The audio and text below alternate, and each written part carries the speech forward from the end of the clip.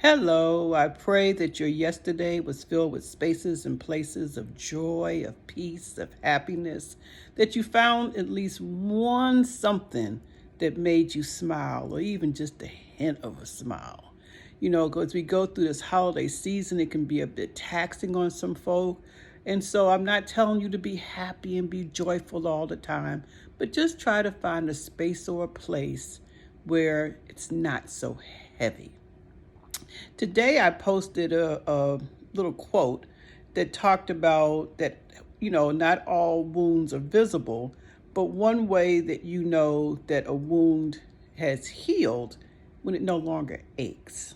And I want to share a small little story with you. When I was a little girl, and I was probably about 7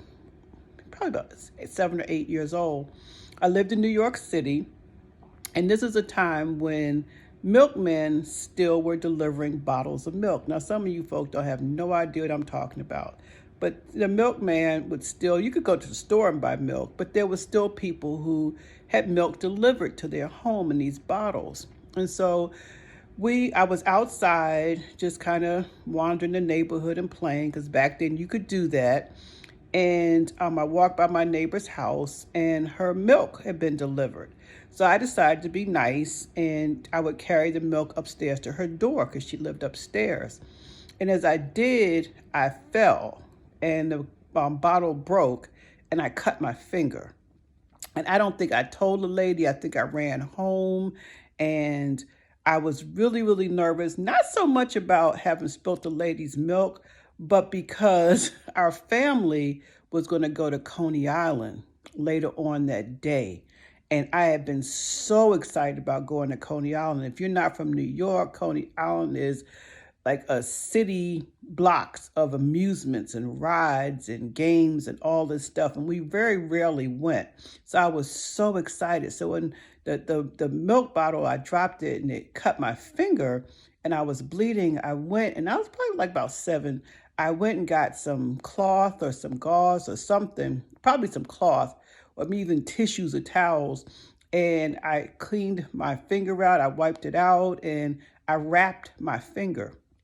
But little did I know, when we were on our way to Coney Island, and back then we didn't have a car, we were on a subway. Whoever I was sitting beside, someone I didn't know, she said, "You're bleeding." And the blood had been seeping through my covering, and I got found out. Now, that's not really the point of the story. The point of the story is this happened when I was about 7 or 8. That was 60 years ago. I still have the scar. It's faint, but I still have the scar of when I scarred my finger. But guess what? That wound probably stopped aching, I don't know, not soon after it occurred. It took it some time to heal. I got proper medical attention, but eventually within, a couple of weeks, it no longer ached. And so when I look at this wound, I remember what happened. It's very vivid to me. I remember as if it was yesterday, but guess what? That wound no longer aches.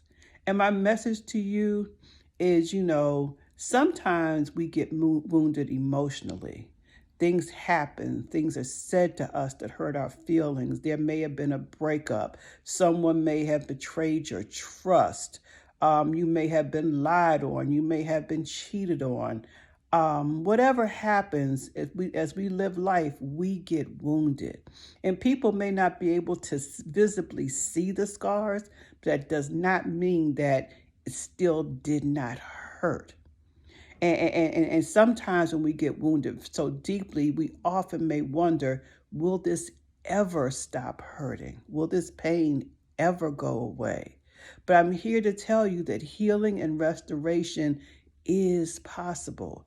That if you give yourself time to grieve and then begin to learn the lessons from what happened and begin to focus on healing, there will come a time when that wound will no longer ache.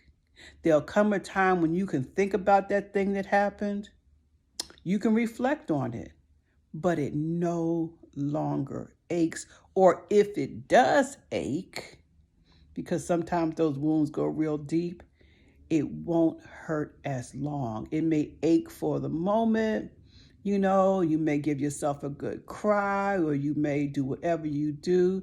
But, within a couple of hours, couple of minutes even, you're on to the next thing. It no longer aches. And that's my desire for you. But those of you who are emotionally wounded, and some of you have been carrying those wounds for years, just know if your desire is to heal, allow yourself the opportunity to grieve. Maybe you may need to talk about it. You may need to journal about it, but be intentional about getting your healing. And one day you will wake up and realize it no longer hurts anymore. I think Teddy Pendergrass saying something about it doesn't hurt anymore. And that's really true. Have a wonderful day. Love you all. Bye-bye.